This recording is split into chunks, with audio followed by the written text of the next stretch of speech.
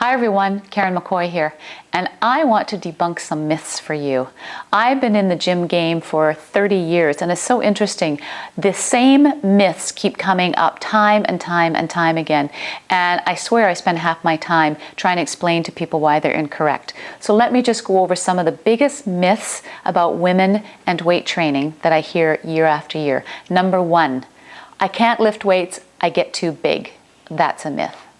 Out of all the women that I've trained, I would say maybe 1% of the women have the ability to grow muscle fast. And I can usually tell by looking at them because they naturally carry more muscle on their body.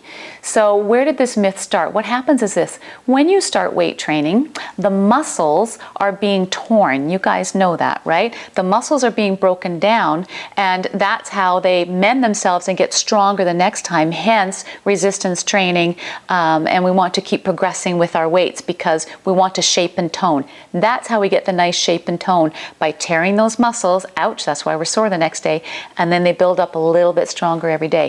In that tearing, what happens is, in order to heal, the muscles have to draw nutrients and water in to it in order to help it heal. So what happens is you become overhydrated, and this will occur for weeks, and it could be with you for weeks. So what happens is, every time you train, you walk out of the gym feeling tighter and bigger, and it's true, you are tighter and bigger, but it is because of the hydration levels in your body are higher.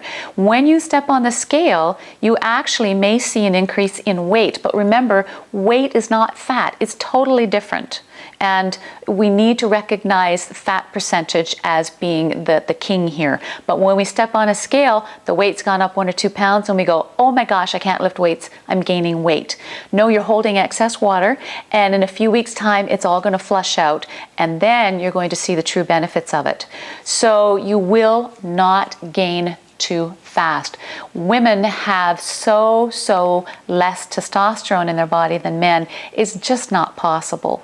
So please, you gotta lift heavy to get small. I always say you gotta lift big to get small. So lift and lose, and that's how it works. And the more you lift, the heavier you lift, the faster you're going to lose body fat.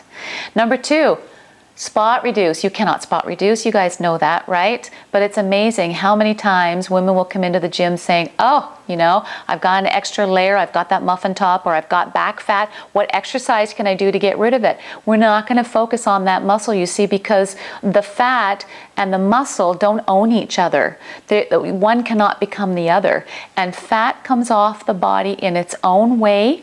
It comes off at its own speed and its own place. If you want to know, look to your mother, because your mother is clues on how the fat is distributed on your body. And what I say is usually first to grow, last to go. So when you were thin and you started putting on weight, where did you put it on? That is usually the last place that's going to come off. So you cannot spot reduce. So if you've got extra fat around your midsection, doing 1,000 crunches is not going to do it. What do you have to do? Nutrition. Always, you have to look to nutrition. You have to see what's going in your mouth, and that is where 90% of our weight loss comes from. Second most important, of course, is strength training, and the third is cardio, believe it or not.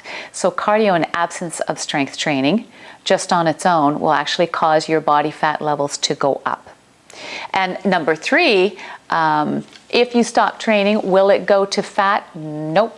It just can't. Again, an apple can't become an orange. Fat is fat and muscle is muscle. So what happens is, if you're training and you stop training, your muscles will shrink because there's no progressive overload being applied, and the fat usually a lot of times will increase because you haven't switched up your nutrition. You haven't compensated for the fact that you're not training, and so your nutritional needs usually have to shift with it. So those are the three biggest myths that I hear time and time again. So please, when you hear that coming out of somebody's mouth, correct them. You will be doing them a huge favor. Thanks so much.